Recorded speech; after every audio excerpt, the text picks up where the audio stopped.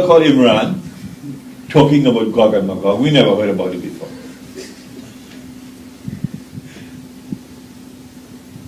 And of course the majority, absolute majority of the scholars, overwhelming majority of the scholars are saying, no, he's wrong. He's wrong. Gog and Magog cannot be released. The barrier is still standing. Why did they hold this position? Why? We have a problem of methodology.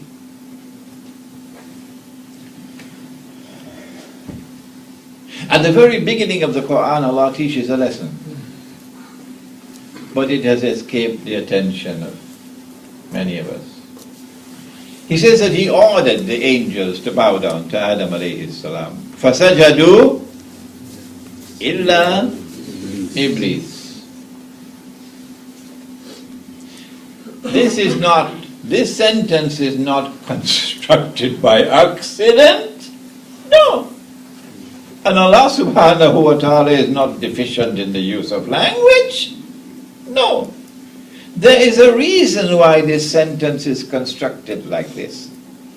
He ordered the angels to bow, to prostrate. And they all prostrated. In other parts of the Quran, Jamia, they all prostrated. Illa Iblis. If you take a verse of the Quran in isolation, or you take a hadith in isolation, the Americans call it standalone, you'll have to come to the conclusion, inescapably, that Iblis is an angel. Can't get away from that. This is the defective methodology. Iblis is an angel. In fact, in my early years as a student, when I was green, I remained green for a long time, I was also battling with it. But it has to be an angel. And then I went dabbling into Christian teaching. They talk about a fallen angel. Oh, he fell down.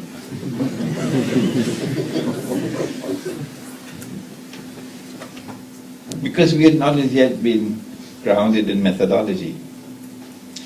But when you go to the rest of the Quran, you say, hey, wait a minute, I made a mistake there. Because here Allah speaks about the angels. They don't have any free will. They don't have any self-directed will. They don't have choice. وَيَفْعَلُونَ مَا يُؤْمَرُونَ. They have to do whatever they are told to do. So if they are a creation which must obey, no choice in the matter, and this fellow disobeyed, it looks as though he wasn't an angel, Maybe I made a mistake, Oh my gosh, this is a rotten methodology. To take a verse of the Quran in isolation. And then of course Allah confirmed it all when I went to Surah Al-Kahf. I saw it there straight in my face. وَكَانَ مِنَ الْجِنِّ. This is not by accident. This is the Lord of the heavens and the earth teaching methodology for study, for the pursuit of knowledge. Do not make the mistake of taking any verse of the Quran or any hadith or anything in isolation and coming to a conclusion. You could be correct, but you can also be wrong. And sometimes when you make a mistake, that's it for you. You're damaged forever and ever. You can't trust you anymore. And that's what, unfortunately, they have done. There's one hadith, only one, in Sahih Muslim, that after Nabi Isa alayhi salam returns, The true Messiah will kill the false Messiah. And then Allah subhanahu wa ta'ala will فَبَعَثَ اللَّهُ يَأْجُوجَ وَمَأْجُوجَ بَعَثَ. But the Quran uses a different word for release. In Surah Al-Anbiya, إِذَا فُتِحَتْ يَأْجُوجَ وَمَأْجُوجَ. When Gog and Magog are released, they're opened. That is the release. And ba'atha means to send or to raise. But it couldn't mean to raise here. Why? Because they've been raised long ago. And they were committing fasad long before we built the barrier.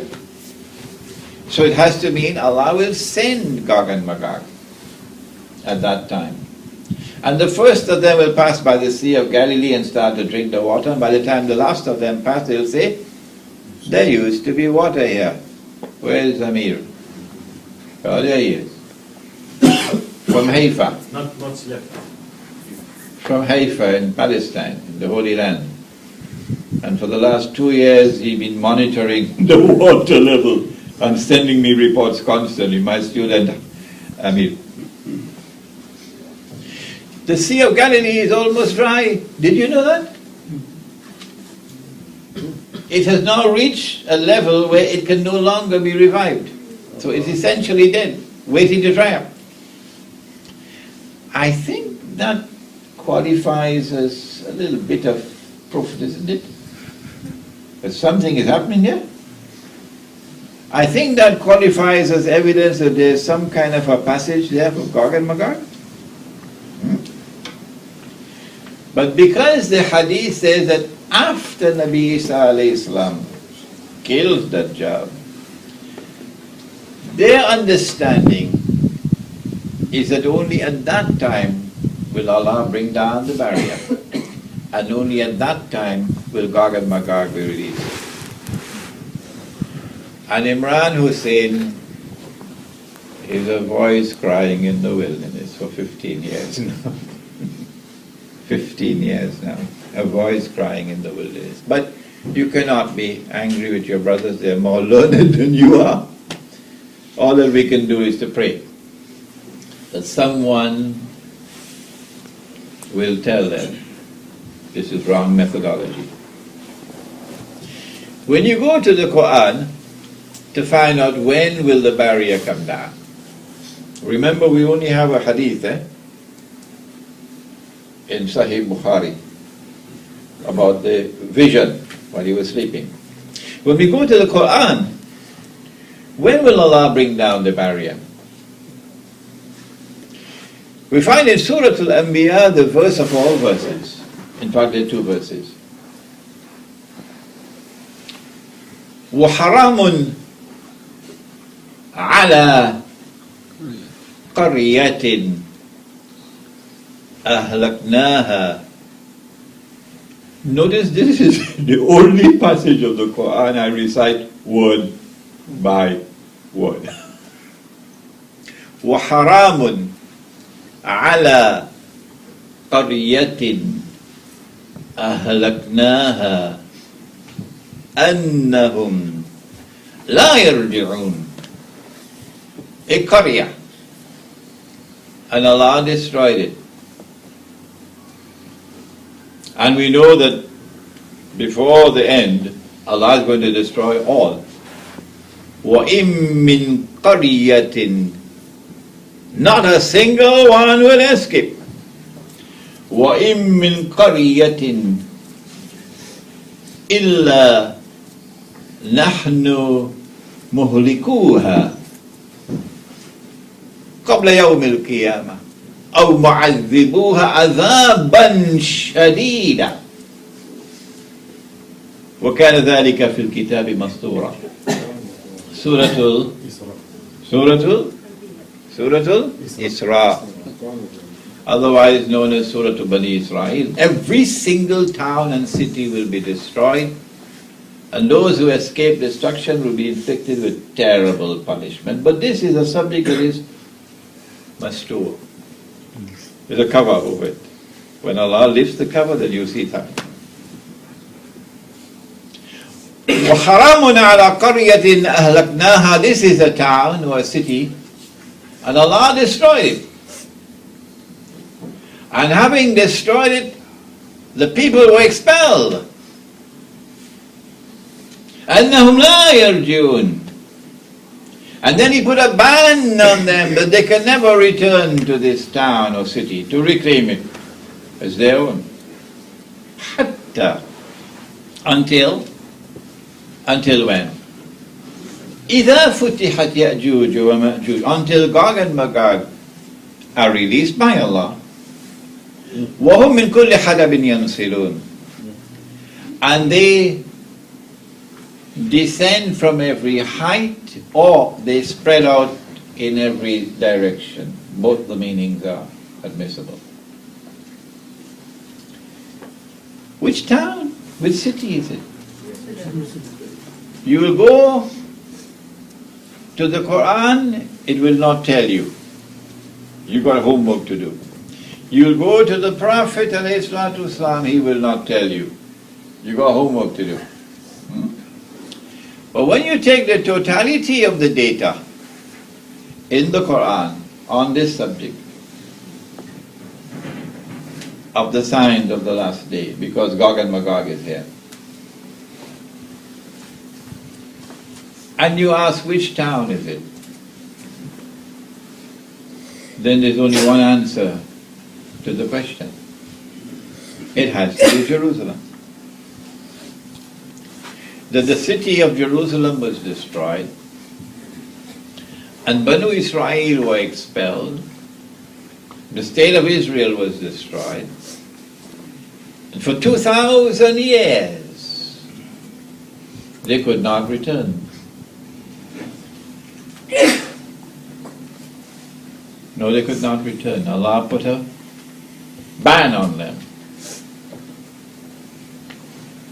But when he was drowning underneath the water, then he realized that he wasn't God. You know, previously he said, Ana Rabbukum al-A'la, I am the Lord Most High. But when he was drowning underneath the water, he says, oh my gosh, I'm not God. I am not God.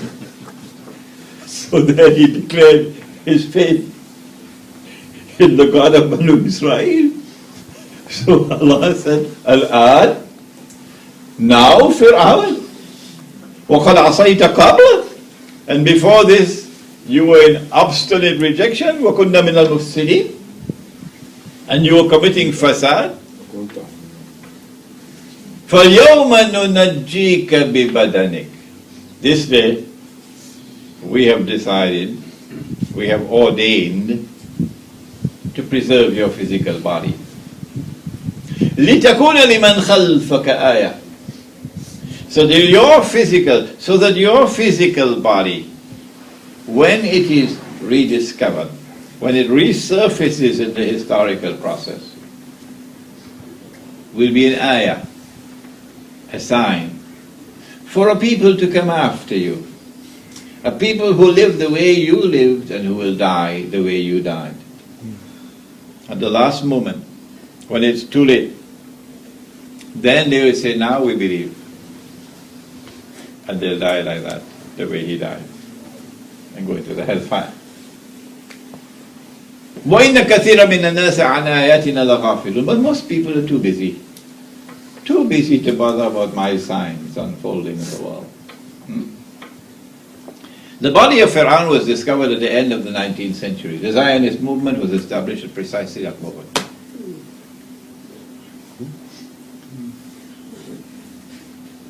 And so now the people of the town are going to be brought back. فَإِذَا جَاءَ وَعْدُ الْآخِرَةِ جِئْنَا بِكُمْ لَفِيفَةً. And there's a divine hand in this. It's not acting by accident. And so they come back after 2,000 years. Who is bringing them back? If you can see who are bringing them back, you can identify Gog and Magog.